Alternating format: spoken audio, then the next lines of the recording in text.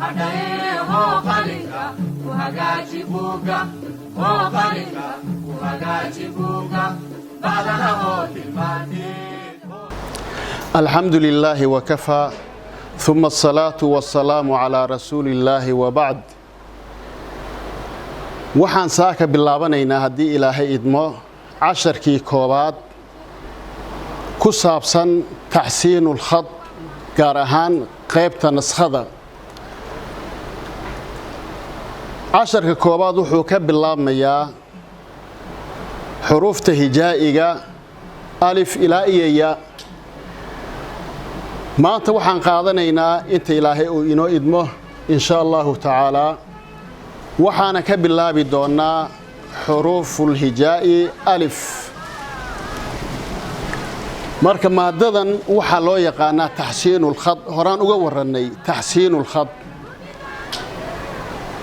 dad baa waxaa dhici karta inay u fahmaan farbarasho ma ahane waa far qurxin farta oo aad qori jirtay inaad qurxisid marka waa taxsiinul khad far qurxin waxaa shardi ah qofku waa inuu horay wax u yaqaano qoraaladiisa qaybta carabiga iyo qaybta laatiiniga waa inuu yahay nin horay wax u soo qori jiray ninkaasaa markaa baran kara oo qurxinteedii la imaan kara waxaan ka bilaabaynaa insha allahu tacaala sida aan horeyba ugu tilmaamnay xuruuful hijaa'i alifka xuruufaha markaa runtii waxay u baahan yihiin in aad loo sharxo xaraf baa jira aan dhib lahayn oo sharaxiisu aan badnayn xaraf baa jira oo u baahan wax badan in la sharxo alifka oo kale sharax uma baahna usha toosan unbaa lagaa doonayaa alifkaas waa ul toosan inaad qorto marka alifkaan ka bilaabaynaa alifku ma hadal badna waa iska gaaban yahay waxaan samaynaynaa markaa ul toosan unbaan dhigaynaa ul toosan waxaan ka ilaalinaynaa ushaas toosan oo alifka ah alifku inuu naga qalloocdo ilaan waxaan doonaynaa farta inaan qurxinno marka quruxduna waxay ku jirtaa qawaaciddeeda in la ilaaliyo alifka markaa waxaan filayaa intaasaa inuga filan waan ka gudbi karnaa waa ushaa toosan xaraf ba ba'da markaad qoraysid xaraf ba farta ugu horeysa aad ka bilaabaysid farta waa inay noqotaa far yara qalloocan aadna loo qalloocin maayo far toosanna laga dhigi maayo wax yar baa la jiifinayaa tusaale ahaan xaraf ba markaan qorayo tusaale xaraf ba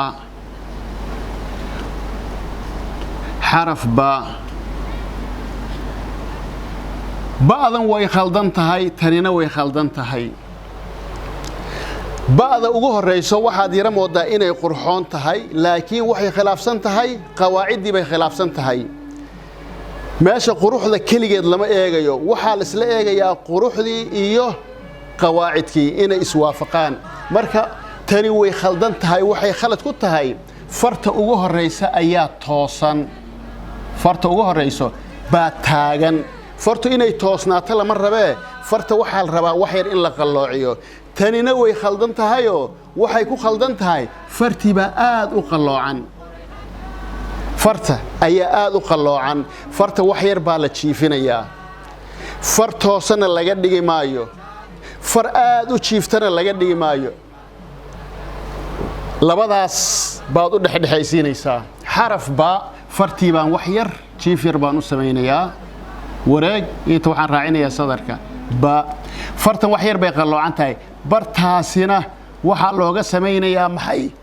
wareeg baa looga dhigayaa xagal inay noqotaa waa khalad xagashuna waxay ku imaan kartaa haddaad farta soo jiifisid oo aad sadarka soo saarto xagal baa soo baxayso xagashu waa khalad waxay khalad ku noqonaysaa kuba qurxoona ilaa waxaan raadinaynaa waa taxsiine quruxdii baa ka maqan tusaale haddaan fartii jiifiyo aan sadarka taabsiiyo matalan sadarkaan taabsiiyey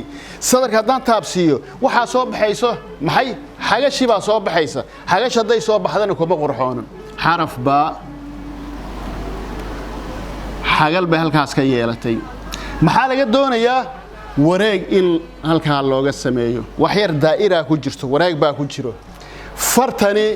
far aad u qaloocanna ma ahan far taaganna ma ahan waa far wax yar qaloocan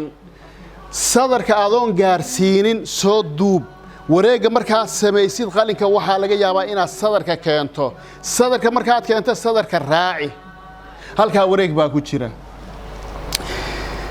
buugaagta oo khatul carabi qaar baa jira qaybtaas hore oo dhici karta in ay sadarka wax yar kor uga qaadaan tusaale xaraf baa qaybtan waxaad moodaa xagga madaxa qaybta hore sadarka kuma fadhido qaybtan sadarka ku fadhidaa labadooda iyo ma qurxoon waxa qurxoon tana qurxoon marka khuduudii way badan tahay khatu nasx iyo thuluth ayaa walaal ah way isleeyihiin way iska agdhow yihiin ruqcadii iyo diiwaanigana way iska agdhow yihiin aad bay isku eg yihiin marka qaybta suluska ah baa waxa dhici karto madaxaas wax yar kor in loo qaado nasxadii waxay ku wanaagsan tahay sadarka markaad farti aad soo jiifiso sadarka markaad istiraado alla ilaahay waa taabsiisay wareeg ka dhig oo sadarka keen sadarka raaci sidaasay markaa ay ku qurxoon tahay tanaana fiican hadda waxaad ogaataan mas'alo waa la isku qabsadaa marka qofku inuu yiraahdo sidan way khaldan tahay sidana saxan ma wanaagsano waxana waa wax bani aadamku uu dajiyay ma ahan nas sida ugu qurxoon baa iri waa sida oo farta markaa soo jiifiso sadarka adoon taabsiinin wareeg ka dhigoo sadarka raaci sidan haddaad u qortidna laa ba'sa min cindi laakiin waxaan fadilayaa oo anigu aan haystaa tani inay sax tahay uguna qurxoon tahay ba'dii waxaan filayaa halkaasaan uga gudbaynaa markaa ba'da waxaan idhi farteeda lama toosinayo oo far taagan lagama dhigayo aadna loo qalloocin maayo dhexdhexaad sida tan oo kale wax yar baad qalloocinaysaa ba'du hadday kuu saxan tahay waxaa kuu saxmaya xaraf ba iyo xaraf ta labadaas way kuu saxmayaan sababtoo waa isku mid dhibcaha baa markaa kala duwan hal dhibic iyo laba dhibic de markaa barashada farta ma ahane waa qurxin xaraf ba'da iyadoo qoraalkeedii ah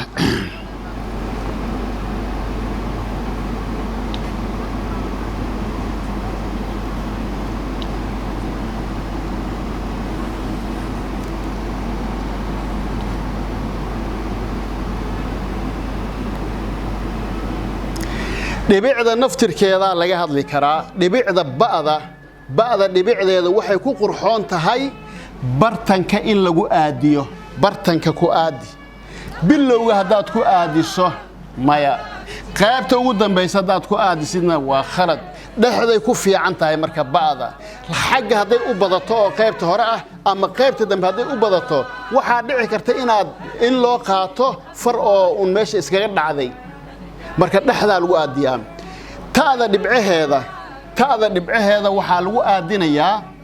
oo lala simayaa farta halka qiyaas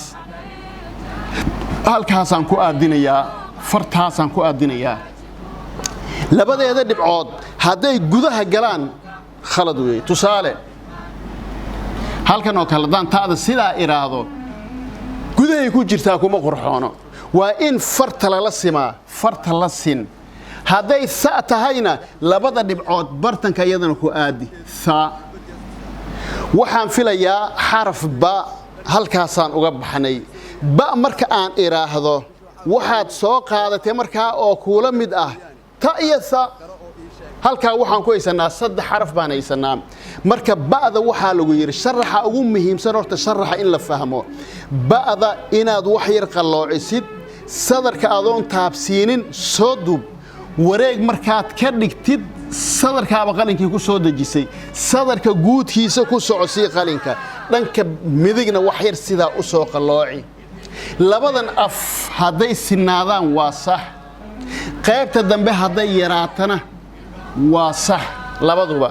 laakiin inta badan qalinkii gacantaaba ka dafayso waaba sinaanayaan qaybta dambe wax yar ka gaabnidaas dhib ma laha waa sax way ku saxan tahay marka halkaasaan uga gudubnay ba iyo ta iyo sa hagajibuga